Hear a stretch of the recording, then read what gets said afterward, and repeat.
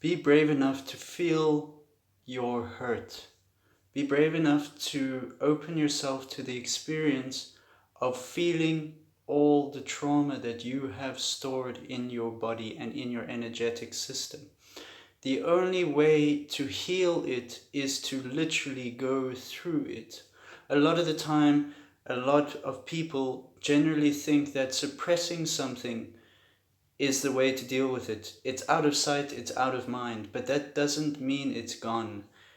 What happens when we do that is that it creates enormous amounts of energy blockages within our system, or energy imbalances, more so within our energetic system, and then translates into our physical system, and that creates 10 to 1 all the physical, emotional, mental, all those issues come from us not dealing with the imbalances that we have created at some point. Now, a lot of the time, it's not our the version of us that is in this moment. It's not that person's fault. It was the person who experienced the hurt. So, for instance, what I'm trying to explain is that when you were 3, your only and something negative happened to you, your only response would have been whatever a 3-year-old would have done. So it's not necessarily that it's a 3-year-old's fault, but at the same time, that 3-year-old version of yourself chose to respond to a situation in a certain way, or when something happened, that's the feeling that was there, and that feeling or that negative experience left an energetic imprint. And so if not dealt with, then that can be carried out throughout one's life and literally cause imbalances forever. And so from the time you're 3 till the time you're like 80, or the time you pass away, however long that may be. So it's good to be able to open up to the experience of feeling your hurt. If you ever get angry, feel your anger. If you ever get upset, feel that energy. Be upset. Don't direct it at anybody necessarily, unless it's done with the proper consciousness. And that's the difference, actually. That's the difference in unconsciously feeling our emotions and consciously feeling our emotions. Unconsciously, generally, we tend to point fingers at other people and think it's their fault. You're the one that's made me angry. You're the one that's upset me. And we lash out into the external world. But when we do it with consciousness, when we do it with awareness, we can use that energy and bring across a message in a way that doesn't,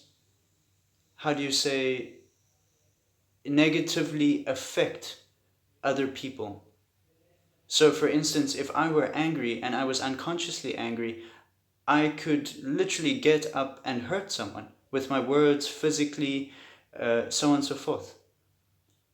But if I do it with awareness, I can use that anger to bring across a message, but still be loving at the same time, because my awareness is there.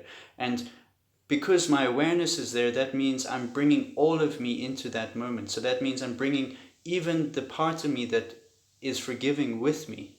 Although I'm responding with anger, I know that I'm also forgiving. So I can be angry with someone and say, hey, stop what you're doing. I really don't appreciate that.